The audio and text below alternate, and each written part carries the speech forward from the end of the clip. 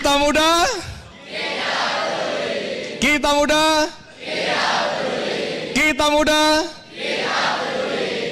Luar biasa, kita berikan aplaus untuk seluruh hadirin yang ada di Untar, Universitas Tarumanegara. Senang saya bisa berada di sini kembali bersama mahasiswa dan pimpinan universitas yang selalu memberikan energi positif, energi semangat ya. Jadi hari ini kita akan mendengarkan cerita berkaitan dengan kegalauan saya dan beberapa teman, dan mungkin sebagian dari teman-teman di sini juga merasa risau terhadap apa yang terjadi di media sosial, di mana banyak anak muda yang merasa bahwa sukses itu ukurannya materi. Kemudian banyak anak muda yang bermimpi, hari ini aku membangun usahaku, merintis usahaku, besok pagi aku bangun tidur, aku sudah jadi miliuner. Dan banyak yang kemudian terpaksa healing karena tidak terjadi. Ya. Nah, pesan moral dari episode kali ini, teman-teman adik-adikku tercinta, adalah semua sukses itu ada proses. Jadi tidak ada yang instan dalam kehidupan kita kalau kita mau sukses secara berkelanjutan. Sukses yang panjang jangkanya. Jadi kalau kita instan sukses, biasa jatuhnya juga instan. Nah, hari ini kita belajar dari dua anak muda yang menjadi tamu kita, masing-masing dengan latar belakang yang berbeda, dari kampung halaman yang berbeda, tapi ada nilai yang hampir sama dari mereka, yaitu bagaimana mereka berproses jatuh bangun, jatuh bangun, jatuh bangun, jatuh bangun, hingga pada titik yang sekarang. Ya, mudah-mudahan ini memberikan pelajaran pada kita bahwa proses yang benar akan menghasilkan sukses yang sustain. Siapa narasumber kita hari ini? Kita undang yang pertama dan berikan tepuk tangan yang meriah untuk Fikram.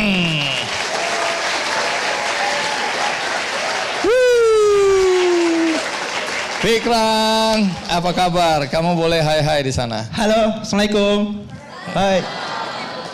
Baik, Fikram, kamu berasal dari mana? Saya dari Baru, Sulawesi Selatan, 3 jam dari Makassar. Pendidikan formalmu apa? Pendidikan formal ya 1 perikanan, Unhas. Unhas Perikanan. Ya. Dengar-dengar kamu udah bisnis sekarang. Alhamdulillah. Bisnismu apa? Saya bisnis udang. Bisnis udang? Iya. Jadi budidaya. kamu udang goreng, Bukan. udang saus Bukan. tiram gitu? Bukan. Oh, apa ini? Budidaya tambak udang, sistem tambak milenial. Oke, kalau gitu duduk supaya aku lebih tenang.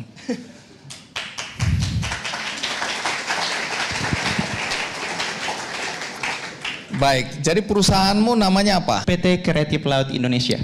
Jadi tambak ini maksudnya tambak milikmu atau kamu bekerja di milik orang lain? Tambak milik sendiri, kerjasama sama tim juga. Oke, jadi ada berapa tambak hari ini? Alhamdulillah ada 14. 14 tambak. Tunggu, kita cek umurmu berapa? Baru masuk 27. Fikram, aku undang di sini karena aku lihat bagaimana kamu berjuang sehingga kamu bisa sukses seperti sekarang sebagai penambak udang ya, atau usaha tambak udang. Nah, tapi ini saya mau konfirmasi. Tapi apa betul waktu kamu masih kecil, keluargamu pernah tinggal di gerobak? Pernah. Kelas 3 SD. Kelas 3 SD? Nah, itu beberapa hari karena orang tua juga dulu belum ada rumah, tanah segala macam. Jadi kita diusir dari tempat. Jadi harus beberapa hari tinggal di gerobak dan harus ngangkut barang. Alhamdulillah dapat tempat waktu itu untuk nampung barang-barang dari orang tua. Tunggu, kenapa hidup di gerobak? Apa waktu itu memang nggak punya rumah?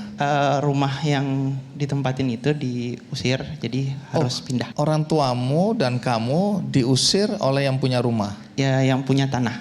Rumah itu udah dicicil dari beberapa tahun sebelumnya, jadi nggak bisa dipindahin. Jadi lama di gerobaknya pindahin segala macam. Jadi yang punya tanah yang ngusir kalian? Ya. Nggak mungkin dibawa itu rumah? Ya, beberapa hari kemudian baru ngajak warga untuk gotong royong buat pindahin. Jadi beberapa hari itu setiap malam kita angkut barang, dia tidurnya di gerobak. Berapa orang hidup di dalam gerobak hari itu? Saya 3 orang dengan bapak sama mama. Kamu anak satu-satunya? Enggak, ada kakak. Cuman kakak dulu itu tinggal sama nenek. Tapi orang tua memang punya prinsip kalau anak laki-lakinya harus ikut sama dia. Oke, jadi kalau bicara gerobak itu artinya gerobak yang kita kenal, gerobak yang ditarik itu. Bentuk kotak gitu. Dan kamu ada di situ bersama orang tuamu, tinggal malam hari di situ. Iya, karena itu hari perlu mobilisasi barang juga, jadi ya tidurnya di situ juga. Pikrang. Jadi kalau bicara bisnis tambak, itu kamu mulai dari umur berapa? Kalau budidaya udang waktu itu SMP kelas 2. Waktu itu ada tambak tradisional milik ayah yang disewa juga. Oh, jadi ayahmu ini pekerjaannya Pekerjaannya nyewa lahan untuk tambak tradisional di situ. udang juga? Udang juga. Baik, terus? Terus di SMP itu saya mulai budidaya karena notabene saya sudah punya mimpi untuk kuliah waktu itu SD, kelas 4. Kelas 4 SD udah mau kuliah karena lihat nih waktu itu ada lagi di angkutan umum nih, lewat depannya Universitas Hasanuddin. Saya tanya sama ibu, "Mak, itu kok banyak mobil masuk ke sana?" Dia bilang, orang tua kok, mama waktu itu bilang, "Itu tempatnya orang pintar." Saya bilang, "Saya nanti di dalam sana." Orang tua bilang, "Amin, cuman ya disambungin gak punya duit." Harus realistis ya. Iya, gitu. Jadi mulai dari situ pulang kampung dapat cari duit lah gitu. Tapi sekolah tetap harus jalan. Pesan orang tua, ya pendidikan nomor 1. Mulai gembala sapi, terus tambak udang juga di SMP untuk cari penghasilan tambahan untuk bekal kuliah nantinya. Oke, itu yang aku mau tanyakan. Dari keluarga yang relatif kalau menurut aku nih, maaf ya, miskin. Lalu bagaimana biaya pendidikanmu sehingga kamu bisa jadi sarjana perikanan? Jujur dari SSD itu saya gembala sapi. Jadi itu sampai SMA kelas 3 sembari untuk tambak udang juga. Walaupun jatuh bangun juga sih waktu itu. Jadi ngawon sapi, sapinya orang kita ngawon tahun pertama itu kalau ada anaknya pemilik sapinya yang punya. Tahun kedua milik kami. Itu saya lakukan sampai SMA. Dan waktu les pun, les sekolah di SMA saya waktu itu ada les privat sore. Teman-teman lagi jajan, kami ambil rumput. Kami kasih tahu kepala sekolah, "Pak, itu rumput di halaman sekolah nggak usah dibersihin sama petugas sekolah, biar kami yang bersihin. Cuman untuk ambil 1 karung rumput untuk dibawa ke rumah." Gitu. Itu yang saya tabung dan saya enggak lulus waktu itu bidik misi gitu. Saya harapan banget itu lulus bidik misi, tapi enggak lulus dan hampir putus kuliah di semester 2 karena yang tabungan dari SD sampai SMA itu udah habis. Jadi kamu atas biaya sendiri ya, bukan dapat beasiswa begitu ya? Sampai semester 2. Semester 3 alhamdulillah dapat beasiswa. Di saat-saat terakhir udah mau tutup besok untuk lanjut semester 3-nya. Saya udah bilang, kalau besok saya nggak ada lulus beasiswa, saya lebih baik berhenti kuliah daripada saya memberatkan orang tua, memberatkan kakak saya. Baik, jadi jurusan perikanan itu pilihanmu atau pilihan orang tua? Pilihan saya. Nah, kamu mulai betul-betul menekuni usaha tambak udang itu pada umur berapa? Bukan tambak udang sih, karena kan SMA kelas 3 udah berhenti full nih, saya udah fokus ke kuliah. Jadi 2018 saya udah mau metain nih. Ada 1 beasiswa yang memang waktu itu langsung untuk pemetaan klaster lah istilahnya. Nah saya pilihnya klaster entrepreneur. Nah dari situ bisnis saya awalnya tuh bukan tambak udang. Oke, apa bisnisnya? Jualan udang juga. Tetap di dari udang ke udang ini teman-teman ya. Tapi ke BTN, gitu, BTN? perumahan. Oh, perumahan BTN. Yap. Kamu jualan udang di situ. Tapi udangnya beli. Ya, udangnya beli dari teman-teman yang bawa dari daerah. Gitu. Baik. Apa bedanya tambak yang kemudian Fikrang rintis dengan tambak dari orang tua? Tadi kan kamu nyebut tambak apa? Milenial. Tambak milenial. Apa bedanya itu milenial? Tambak milenial itu pertama dia sistemnya pengontrolan IoT. Walaupun saya basic anak perikanan, tapi alhamdulillah selama kuliah saya banyak interaksi sama teman-teman di teknik informatika sama ilmu komunikasi. Jadi prinsip saya kuliah bukan untuk kejar nilai, tapi untuk kejar ilmunya. Gitu. Itu yang pertama. Jadi di tambak milenialnya kita pakai prinsip IoT, Internet of Things, dan juga di dalam kolam ini kita bisa hitung berapa sih udang dalam kolam, berapa kilogram sih udang dalam kolam tanpa harus bermain perasaan. Orang dulu kan biasa tambak tradisional, ya kayaknya udang saya ada sekian kilo, kayaknya. Itu hanya perkiraannya dia, tapi pas dipanen isinya zong. Nah kalau kita by data itu dari hasil pelajaran kami di kampus, kami digitalisasi.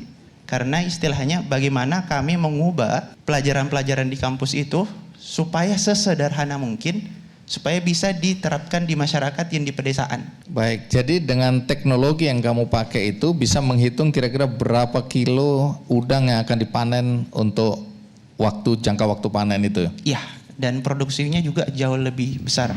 Di situ saya bangkrut ratusan juta lah waktu itu. Terus orang tua kena COVID, kakek meninggal, kakak kena masalah pinjol dan segala macam yang tersebar. Itu betul-betul stres banget, dan orang tua amanahin semua masalahnya ke saya.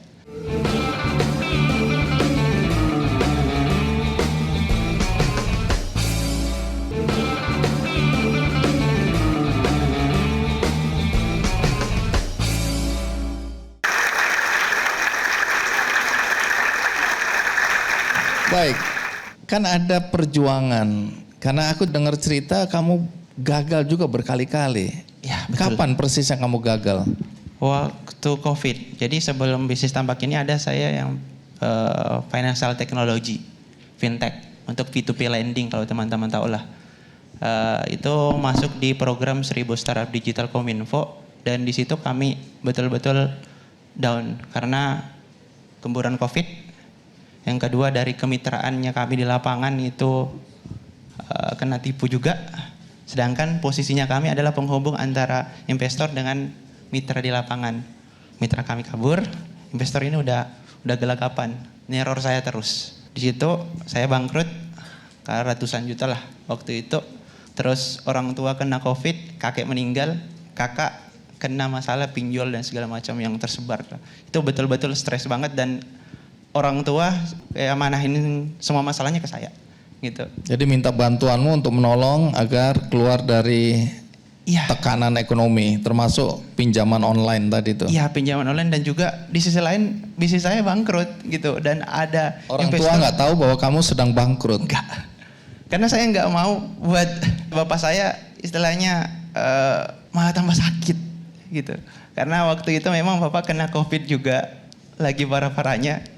Saya juga lagi bangkrut, jadi serba salah juga kalau saya kasih tahu. Umur berapa itu? 24. 24, biasanya 24 anak-anak muda sudah mulai healing tadi itu ya. Mau melarikan diri dari permasalahan yang menekan. Nah, bagaimana kamu menghadapi situasi seperti ini? Pertama memang waktu itu stres banget. Alhamdulillah sekarang waktu itu saya ada di inkubator.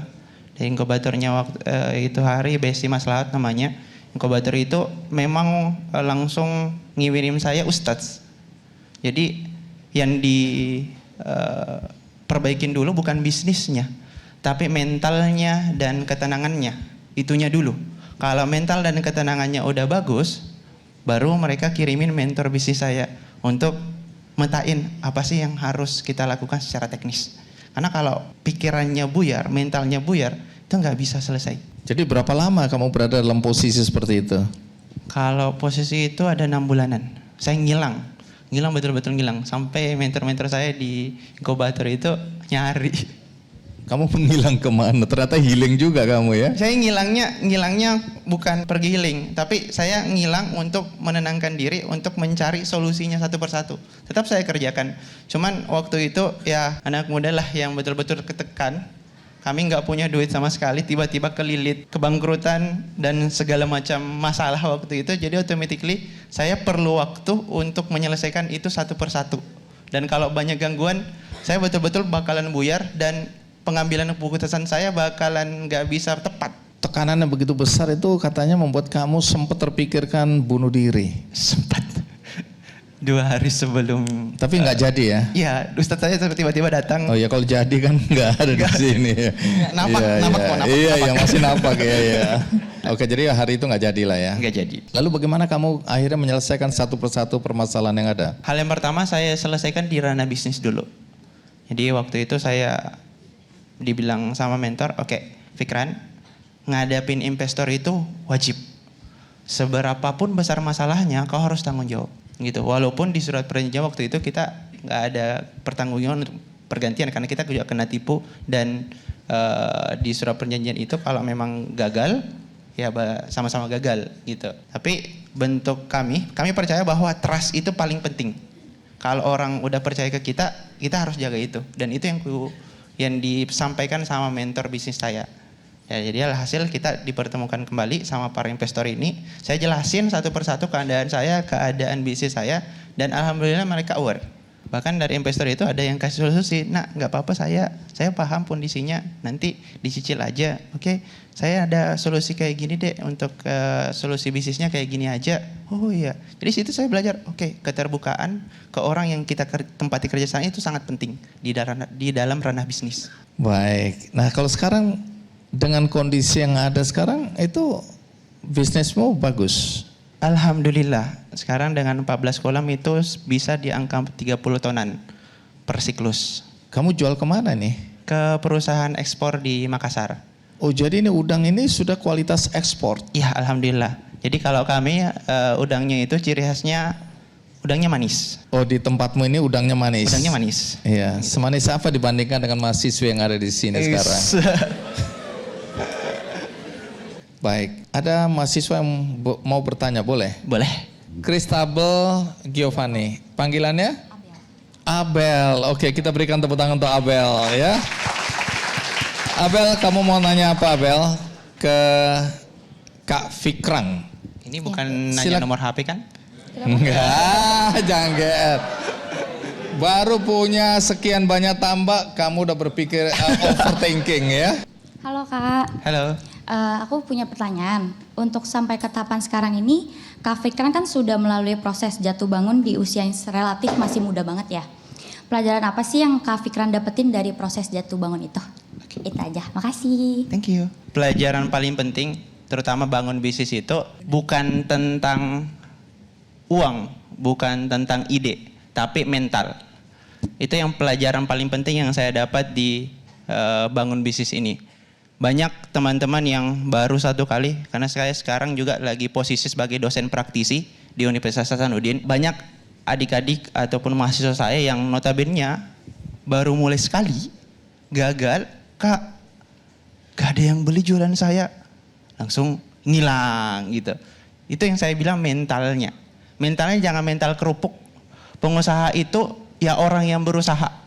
Kalau mau jadi pengusaha, jangan mental-mental yang lembek amat. Kalau kami, anak perikanan, ada istilah kalau mau berjuang, jadilah ikan yang melawan arus, bukan ikan yang mati selalu mengikuti arus. Itu aja. Wah, oke. Abel, kamu harus jadi ikan yang melawan arus. Karena ikan yang mengikuti arus adalah ikan yang mati. Iya, oke, sukses. Dengan berpikir dan melakukan tindakan positif. Buku ini buat kamu ya. Supaya kamu jadi ikan yang melawan arus ya. Oke. Nah, boleh tahu penghargaan apa aja yang pernah kamu dapatkan dalam perjalanan hidupmu ini? Kalau selama mahasiswa, alhamdulillah dapat beberapa pendanaan.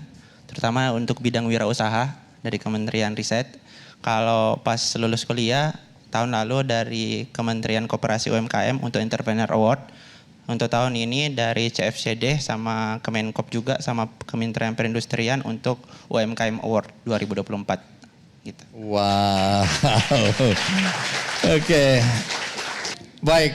Nah, Fikrang, kamu boleh berdiri di sini, sampaikan closing statement kamu berkaitan dengan proses jatuh bangun, berkaitan dengan tips bagi anak-anak muda yang mulai tertarik untuk berbisnis.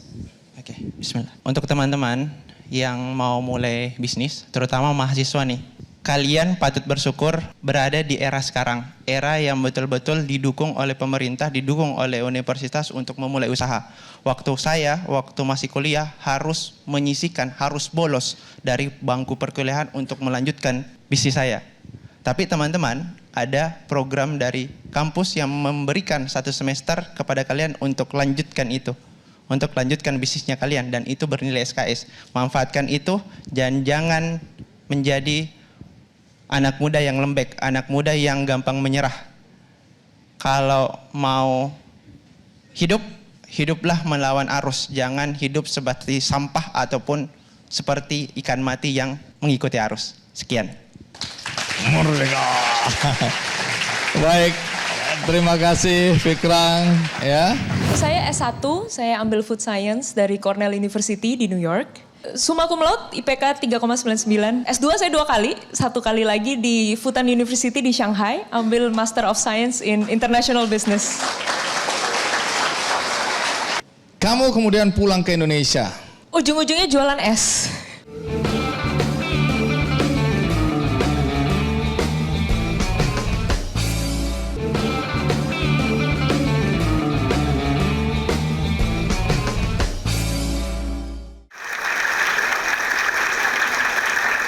Baik teman-teman, berikut ini cerita yang tidak kalah menarik berkaitan dengan anak muda yang sudah sekolah jauh-jauh, sekolah tinggi-tinggi, pulang-pulangnya memilih bisnis yang mungkin sebagian dari kita nggak percaya. Kok mau ya, kok begitu ya?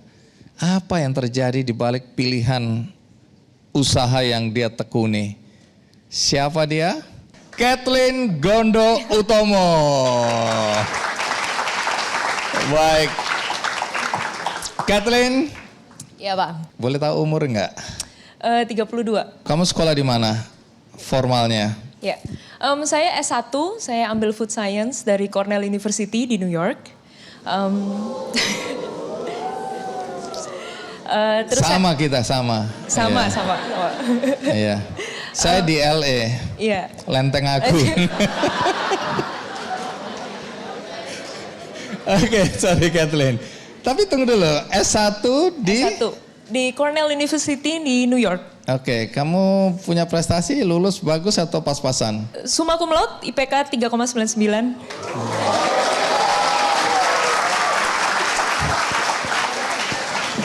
Sampai di situ masih sama kita. Iya. Saya 299 tapi. Oke, S1, S2 katanya lanjut kuliah ya? Iya, jadi setelah S1 sempat kerja sebentar di pabrik keju, terus saya S2 di London Business School ambil Master Management Business. S2 saya 2 kali, 1 kali lagi di Fudan University di Shanghai, ambil Master of Science in International Business.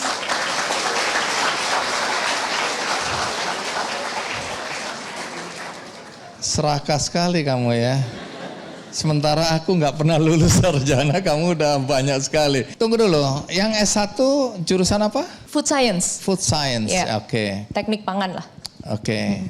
Duduk dulu, aku mulai grogi nih ngadepin S2-nya yang 2 itu. Kamu kemudian pulang ke Indonesia. Iya, betul. Dan kemudian memilih membuka usaha. Ujung-ujungnya jualan es. Jualan es. Jualan es. Berapa nih esmo harganya? Ya, jadi saya membangun High Cups. High Cups ini adalah perusahaan F&B dengan misi khusus, yaitu pemerataan gender. Di High Cups ini kita punya berbagai varian makanan dan minuman. Sekarang kita jualan minuman dari harga Rp5.000. Kenapa kamu memilih itu? Sebenarnya High Cups itu lahir karena saya gemes gitu, saya frustasi gitu dengan kenyataan bahwa perempuan di Indonesia itu tidak diberi kesempatan yang sama dengan laki-laki. Itu kenapa Jangan saya lihat bangun High aku, Cups. siapa laki-laki di sini? Awas kalian ya, kasih kesempatan dong yang sama. Oke, jadi dari mana kesadaran bahwa kamu merasa perempuan tidak diberi kesempatan yang sama dengan laki-laki? Dari mana? Saya lulusan tahun 2014. Pada saat itu saya lulus dari New York, saya sempat kerja. Tapi pulang kerja, waktu saya di Amerika kan pulang kerja malam, di sini pagi gitu kan. Jadi saya berkeinginan gimana caranya kita give back. untuk Indonesia. Jadi waktu itu saya sama teman-teman, mereka juga ada yang sekolah di Kanada, sekolah di Amerika. Kita semua away dari Indonesia, tapi kita sama-sama membangun yang namanya Diaspora Ikhlas. Diaspora Ikhlas itu non-profit organization yang khususnya mengajar bahasa Inggris. Jadi kita kerjasama dengan beberapa panti asuhan, ada di Aceh, ada beberapa di Jawa Tengah, ada beberapa di Jawa Timur juga. Waktu itu teman-teman kayak nggak tahu nih Skype. Ada yang tahu Skype nggak? Oh masih tahu ya. Jadi kita pakai Skype untuk simply ngajarin bahasa Inggris ke anak-anak SD, SMP, SMA. Yang saya notice adalah ketika saya ngajar untuk adik-adik yang ada di SMP dan SMA, kok kebanyakan cowok semua. Apalagi di SMA, sangat wajar kalau nggak ada ceweknya sama sekali. Ketika saya tanya, loh ini kok banyak cowoknya, ceweknya kemana? Saya ditanya balik, loh kok cewek sekolah? Kok cewek SMP? Ngapain? SD aja, intinya gitu kira-kira. Malah saya bingung gitu. Saya yang dianggap aneh sama mereka, loh kok kakak kuliah? Gitu. Jadi dari situ saya pun sadar bahwa masih ada aja daerah-daerah di Indonesia yang perempuan dari kecil mindsetnya sudah diajarin, ujung-ujungnya kamu pasti akan beribu rumah tangga, nggak usah sekolah tinggi-tinggi. Nah itu tuh saya gemes banget di situ. Itu trigger saya kenapa saya tertarik di bagian ya woman empowerment ini gitu. Tapi kita kembali dulu ke awal High Cups ini ya. Karena waktu kamu pulang dengan 3 gelar itu, kesarjanaan, kemudian kamu mulai merintis usaha jualan es. Persisnya es apa yang kamu jual hari itu? Oke, jadi waktu itu saya jualan berbagai variannya kayaknya cuma 5 waktu itu. 10 ribuan semuanya, ada varian susu dengan stroberi, ada susu coklat. Jadi lebih ke banyak varian-varian susu di situ. Oke. Mereknya sudah High Cups? High Cups. Oke. Zaman dulu ya, itu tapi kamu itu cara menu jual, yang dulu. Iya, cara jualnya bagaimana? Saya buka booth gerobak sih, gerobak 2x1 gitu. Saya beli gerobak bekas, dicat ulang. Saya buka waktu itu store pertama di Serang Banten. 2x1, saya sendiri sama ada satu lagi waktu itu staff, kita berdua kita jualan aja gitu. Kathleen, ini agak nggak masuk akal di pikiran teman-teman. Kamu sekolah tinggi-tinggi, anak-anak muda yang sekolah tinggi-tinggi kan langsung berpikir, wah nanti aku punya bisnis yang keren, yang besar dan seterusnya. Kamu jualan dengan gerobak gitu dan kamu langsung operasional juga di situ. Mau nggak mau. Apa yang ada dalam pikiranmu hari itu? Memang aku tahu tadi kan kamu jelasin bahwa kamu ingin membantu kaum perempuan. Tapi dimulai dengan jualan es dan kamu yang jualan langsung. Dengan modal berapa hari itu? Waktu itu 10 juta. Dari mana uangmu 10 juta itu? Sebelumnya kan saya kerja, saya ada tabungan. Oh ada tabungan, 10 juta kamu beli gerobak, lain-lain itu kamu cat bahan sendiri baku. Dan seterusnya, bahan baku kamu jualan. Betul. Oke, apa yang ada dalam pikiranmu hari itu? Jadi gini, pada saat memulai waktu itu saya nggak mikir terlalu kompleks, pokoknya saya punya visi ini, saya ingin membangun, saya ingin memperkenalkan bahwa wanita punya opsi, punya pilihan hidup. Ujungnya adalah kita ingin membangun satu komunitas wanita-wanita yang merdeka, wanita-wanita yang berani untuk berambisi dan bermimpi. Jadi ya saya tahu untuk ke sana nggak mungkin langsung ada di level situ, pasti semua ada prosesnya. Dan kalau prosesnya itu pertama saya harus terjun sendiri ya terjun aja nggak apa-apa. Karena kan nggak mungkin kita buka suatu outlet restoran yang gede tanpa ada pengalaman juga. Gitu kan. Jadi mungkin di situ adalah starting point saya. Gitu, saya mau jalan dulu aja deh, eksekusi dulu aja deh. Terus nanti kita reiterate, kita evolusi along the way. Jadi sekarang pun High Cups yang sekarang secara packaging, menu, harga, penampilan, booth, outlet itu berbeda jauh. Cara kita mendistribusikan barang, menjual itu berbeda jauh dengan High Cups yang dulu. Gitu. Omong-omong orang tuamu ini pekerjaannya apa? Mama saya ibu rumah tangga. Papa saya juga entrepreneur gitu, tapi bukan F&B. Terus apa kata mereka ketika melihat anaknya setelah disekolahkan jauh-jauh? Ini kan sekolah bukan beasiswa, bayar sendiri kan? Betul. Nah ini pasti orang tua yang bayarin kan? Betul. Apa mereka nggak frustrasi lihat anaknya pulang-pulang jualan es yang gerobaknya 2x1 itu tadi? Apa reaksi orang tua? Sama seperti reaksi Bang Andi. Ya kan normal ya, saya anak tunggal, orang tua pasti mempertanyakan ngapain sih gitu. Udah enak kok kerja yang kemarin di kantor, keren di SCBD, ngapain jualan es? 10.000 lagi. Sehari omsetnya berapa? Pertama-tama juga banyak nggak lakunya ya, kan gitu. Pulang juga, tiap hari kan saya ke Serang tuh. Ongkos ke Serang berapa? Dibandingin omsetmu emang masuk, kan gitu. Tapi yang namanya orang tua kan mereka mau yang safe ya. Dan mungkin definisi sukses tiap orang juga bisa dibilang berbeda-beda gitu kan. Jadi ya tipikal respon orang tua lah saya rasa masih normal. Jadi berapa lama kamu jualan seperti itu tadi? Jualan sendiri mungkin 6 bulanan aja. 6 bulanan. 6 bulan? Dalam 6 bulan. Lama Habis itu kan itu. kita, karena di situ saya banyak melakukan kesalahan awal-awal. Oke. Jadi saya ketika saya jaga sendiri saya tahu kenapa produknya nggak laku. Kita ngobrol sama customer, kok nggak beli? Rasanya kemanisan. Oh tunggu dulu, ini produk gagal ini ya? Dulu awal-awal gagal, banyak nggak lakunya. Oke. Gitu. Ya terus apa? Jadi dari Pengalaman produk, lo? jadi saya tahu ini nggak laku kenapa? Rasanya nggak enak, porsinya kekecilan. Saya kan tinggal di Jakarta. Saya kira 10.000 tuh semua orang udah pasti beli. Ya ternyata enggak, mereka masih mikir. Mereka mikir kualitas, mereka mikir porsi. Oh jadi porsi kualitas penting sekali gitu. Terus banyak juga cara selling, hospitality. Jadi kasir kan ada ininya juga ya, ada caranya gitu kan. Jadi mungkin 6 bulan pertama tuh saya baru bener-bener dapat real life lesson tentang F&B, bisa dibilang riset market lah gitu. Ya. Itu harga untuk research tadi ya? Riset, betul-betul. Nah tapi kan waktu itu kalau nggak salah pandemi itu ya? Iya, betul. Apa yang terjadi dengan bisnismu ini? Kira-kira 2019 Desember saya bangun High Cups.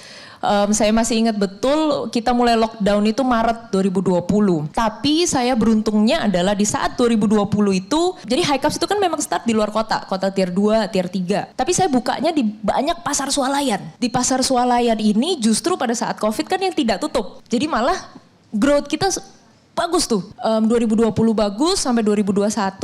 Jujur waktu di 2021 pun saya waktu itu listed Forbes 30 Under 30 Asia.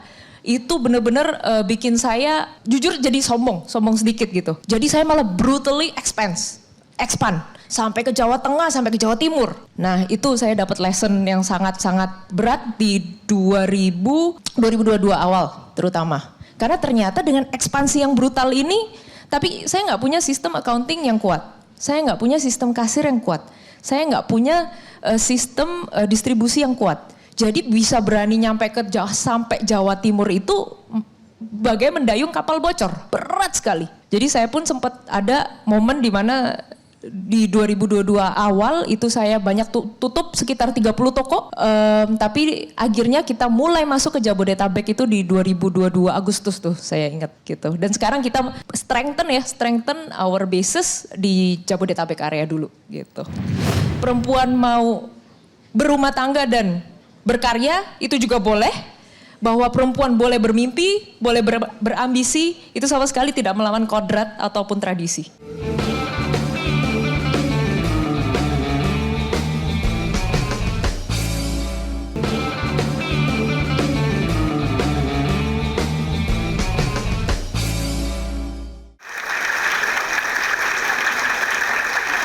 Sebagian orang kalau gagal seperti itu kan berhenti ya. Apa yang membuat Kathleen maju terus? Apa itu? Jujur waktu itu, waktu sempet udah banyak tutup toko, waktu itu saya ngobrol sama suami saya. Steven, ini saya banyak tutup toko, saya banyak mengecewakan orang. Duit tinggal 6 bulan lagi, bangkrut abis gitu. Gimana ini? Saya jadi inget kembali gitu. Kenapa saya start High Cups? Saya start High Cups dengan visi tertentu. Kembali lagi ke perempuan-perempuan yang memang saya berkomitmen pada diri saya, ayo kita sama-sama maju. Jadi saya ngobrol sama tim saya, saya ngobrol sama tim saya yang udah dari awal, dari 2019 jatuh bangun nama saya, dari ngobrol sama tim itu makes me feel better sih. Jadi saya jadi ingat lagi visi saya, jadi saya bilang ini last fight, kita harus last fight. 6 bulan lagi bangkrut, ayo kita kumpulin, jadi 30 toko, barang-barangnya saya tutup, saya tarik, saya loakin semua, saya kumpulin dana, saya buka toko di Jabodetabek. Dirangkas waktu itu. Jadi saya buka toko di Jabodetabek dan ternyata malah bagus, malah sukses, makanya sekarang kita lagi banyak ekspansi pun lagi di Jabodetabek. Gitu sih kira-kira. Baik, kalau sekarang variannya ada berapa? Masih tetap di jualan produk es ini tadi ya? Masih tetap, tapi sekarang kita menjual berbagai varian teh, kopi, dan kita ada pastry juga sekarang. Oh oke, sudah berkembang seperti itu. Iya. Baik, jadi High Cups ini sudah ada di berapa kota tadi? Kita di Jabodetabek, Jakarta, Bogor, oke, Banten. di berapa gitu. outlet? Sekarang kita di 30 outlet. Berapa perempuan yang berdaya di situ? 150 perempuan. Wah. Oke, nah di sini ada cerita sedikit mengenai Profesor Dr. Aryawan Gunadi SHMH, Ketua Yayasan Tarumanegara.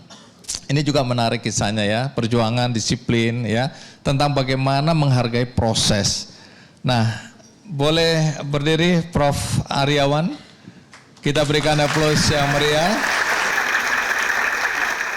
Oke, Prof. Aryawan, cerita sedikit bagaimana Anda bisa sampai posisi sekarang, karena ketua yayasan itu menaungi sejumlah lembaga-lembaga di bawah yayasan ya Tarumanegara, kemudian Anda juga bisa mendapat gelar Profesor Doktor SH dan MH, kemudian Anda juga lahir bukan dari orang yang kaya-kaya amat ya. Nah, soal proses mencapai tahapan seperti sekarang, bagaimana Anda menjelaskan itu? Iya, terima kasih Bang Andi yang sudah hadir di Kick Andy Goes to Campus di Tarumanegara. Jadi memang tadi seperti yang Kathleen sampaikan, hidup itu apa sih yang menjadi essence? Yang menjadi essence itu kan bagaimana kita bisa berimpact kepada orang banyak. Jadi sama seperti Kathleen, kalau ditanya misalnya historical sejak dulunya, apa yang saya set itu ada 4 Pak. So if we want to achieve our lives, pertama memang dari kecil kita harus punya mimpi. Jadi set goals-nya itu sudah dari awal tuh sudah harus ada. Minimal saya selalu sampaikan kalau mimpi kita itu nggak bisa tercapai, paling tidak mimpi sampai ke langit, paling nggak 1-2 di bawah langit itu kita masih bisa achieve. Kedua adalah kita harus set roadmap-nya. Jadi peta jalan untuk kita menuju achieve mimpi kita itu. Nah, yang ketiga adalah network. Jadi dari sejak sedini mungkin kan di sini banyak teman-teman mahasiswa ya. Jadi network diperluas sehingga jejaring itu kita kumpulkan. Sama seperti yang Bang Andi atau Kathleen lakukan. Nah, yang keempat adalah passion. Misalnya passionnya di bidang entrepreneurship ya sudah ditekuni. Sehingga bisa menjadi entrepreneur yang handal. Nah, artinya kesemuanya itu saya tekuni Pak. Memang sejak dulu untuk bisa memberikan impact bagi banyak orang. Nah, pertanyaannya untuk Yayasan Tarumanegara. Memang Yayasan Tarumanegara ini kan sebagai salah satu yayasan yang bisa saya katakan salah satu yang terbesar di Indonesia dengan memiliki beberapa unit usaha dan unit sosial. Ada UNTA, Rumah Sakit Royal Taruma, ada Institut Tarumanegara, perusahaan-perusahaan dan sebagainya, ada hospital dan yang lain-lainnya. Menarik ya. Dan Prof. Aryawan ini termasuk profesor termuda di Indonesia ya. Pernah mendapatkan penghargaan MURI di usia 38 tahun. Jadi ini pencapaian yang luar biasa juga. Tapi kita kembali ke urusan kewirausahaan. Di dunia entrepreneurship, apakah ada perhatian khusus Tarumanegara untuk mendorong anak-anak terjun ke dunia usaha untuk menjadi wirausaha? Iya, jadi Yayasan Tarumanegara itu kan lahir dari tahun 59 itu salah satunya banyak entrepreneur yang mendirikan Pak. Bahkan dulu ketua Yayasan Tarumanegara sebelum saya ada nama-nama seperti Pak PK Oyong, pendiri Kompas Gramedia, ada Ciputra, Pak Ciputra pernah menjadi chairman juga, ketua juga di kita. Nah, darah entrepreneur itu sudah mengalir sejak pendiri mendirikan yayasan-yayasan ini. Yang kedua adalah kita punya values Pak, atau kita punya nilai, yaitu yang namanya IPE, Integrity, Professionalism, dan Entrepreneurship. Nah, itu yang menjadi pegangan dasar backbone kita untuk bisa mendrive unit-unit yang ada di bawah kita untuk mendorong entrepreneurship yang ada di lingkungan mereka, di unit-unit masing-masing. Ketiga adalah salah satu unit itu ada yang namanya Tarumanegara Enterprise Pak. Jadi Tarumanegara Enterprise kita banyak kerjasama dengan NUS Enterprise, banyak kerjasama dengan kampus-kampus yang ada di China, kolaborasi dengan industri. Itu kita harapkan bahwa apa yang sudah diajarkan di kuliah atau di perkuliahan bisa di-applied kepada industri. Seperti mereka kan kemarin lagi mengadakan CEO Bootcamp. Bagaimana ideas yang mereka dapat bisa diimplement dengan membuat produk-produk tadi seperti yang Kathleen sampaikan. Misalnya mereka tertarik di bidang IT, digital, atau di bidang F&B, semua itu di-apply. Nah, mata kuliah yang ada itu memang terjabar. Seperti di hukum ada legal partnership, mungkin di ekonomi dan bisnis ada di bidang mata kuliah kewirausahaan. Tapi kan memang nggak cukup sampai situ. Makanya kita buat yang namanya Tarumanegara Enterprise untuk inkubator bisnis, juga untuk menghimpun expert-expert yang ada di lingkungan kita untuk mendirikan unit-unit usaha dan unit-unit yang ada di bawah kita. Baik, terima kasih. Kita berikan aplaus untuk Profesor Aryawan ya. Jadi kita bisa tahu kita berada di tempat yang tepat ya. Bagaimana kampus ini juga mendorong anak-anak untuk berwirausaha. Baik, Kathleen, sebelum kita berpisah, sesuatu perlu kamu sampaikan kepada anak-anak muda di sini. Apa aja yang kamu pikir menarik atau penting untuk disampaikan berkaitan dengan apa yang kamu ceritakan tadi? Oke. Silakan berdiri di sini. Iya, ini saya nge-quote sedikit ya dari Mbak Najwa Shihab gitu. Dia tuh punya sebutan namanya perempuan merdeka. Dan saya rasa ini adalah sangat relevan untuk kita sekarang ini, terutama yang perempuan-perempuan yang di sini. Kita tinggal di Jakarta, otomatis kan kita melek tentang isu-isu feminisme. Kita semua juga sekolah tinggi, artinya kita ada kesempatan gitu. Dan sebagai perempuan merdeka, mari kita sama-sama menggandeng perempuan-perempuan lainnya, bukan saling menjatuhkan tapi mendorong mereka, memberitahu mereka bahwa perempuan itu berhak, perempuan itu layak untuk mau jadi ibu rumah tangga, mau berkarya, atau mau semua gitu. Jadi maksud saya perempuan mau berumah tangga dan berkarya itu juga boleh. Bahwa perempuan boleh bermimpi, boleh berambisi, itu sama sekali tidak melawan kodrat ataupun tradisi. Terima kasih. Setuju. Ya. Aku dari dulu sangat setuju. Kalau kita melakukan pemberdayaan pada perempuan, kalau mereka akhirnya berhasil ya, sejahtera, yang dipikirkan pertama anak-anak dan keluarga. Ya. Jadi kalau mau bantu, bantulah perempuan. Oke, setuju. Terima kasih Kathleen, sukses ya. Baik teman-teman, untuk memberikan inspirasi kepada teman-teman tentang perbuatan baik, hari ini juga saya mengundang pimpinan atau presidir dari Darya Varia, yaitu Dr. Martin Wibawa Klur. Baik, terima kasih Dr. Martin. Apa kabar Bang? Iya, terima kasih. Silakan sini. Selamat sore semua. Dan Ibu Grini untuk hadir di depan sini ya.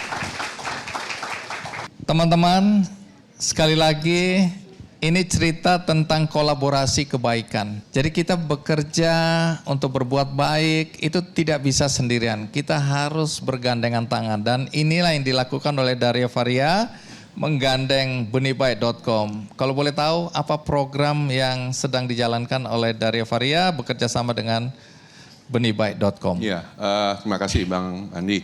Jadi seperti yang tadi disampaikan, kami dari Darya Varia sebagai salah satu perusahaan farmasi yang menyediakan solusi kesehatan, bekerja sama dengan benihbaik.com, kita meluncurkan program-program untuk pencegahan stunting. Dan program itu sudah berjalan dari tahun 2021, ini sudah tahun keempatnya kami berjalan dengan benihbaik.com, dengan fokus terutama mencegah, mengintervensi stunting di khususnya desa Cibatok, Kabupaten Bogor, Jawa Barat. Tahun ini kami mengusung tema Generasi Sehat Komunitas Berdaya, di mana kami juga mulai melebarkan lagi juga program tersebut ke desa sekitarnya. Baik, kenapa Darya Varia punya perhatian khusus pada stunting? Iya, stunting ini menjadi fokus utama kami di Darya Varia karena memang Indonesia kita ini merupakan saat ini sedang menghadapi tantangan dalam hal ini, stunting.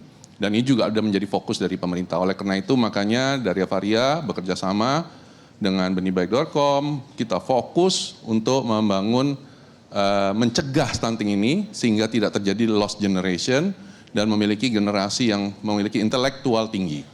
Baik, iya luar biasa.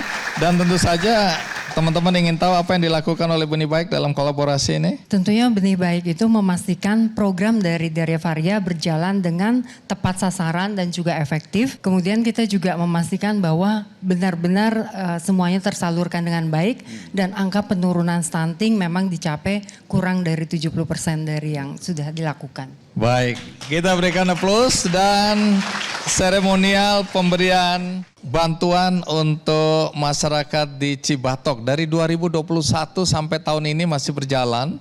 Ya, kita harapkan akan terus berjalan lagi untuk semakin banyak orang mendapatkan manfaat dari kerjasama ini ya. Baik, serah terima diberikan. Ada foto sudah, kamera sudah. Baik, sekali lagi terima kasih Dr. Martin ya. Terima kasih juga Mbak Grini. Baik. Dan bagi Anda tadi yang tidak menyaksikan episode ini dari awal, Anda tidak perlu kecewa karena Anda bisa menonton tayangan ulangnya di metrotvnews.com. Juga ada cuplikannya di channel YouTube Kick Andy Show. Akhirnya tentu harapan kami agar bermanfaat bagi siapapun yang menonton acara ini. Sampai jumpa.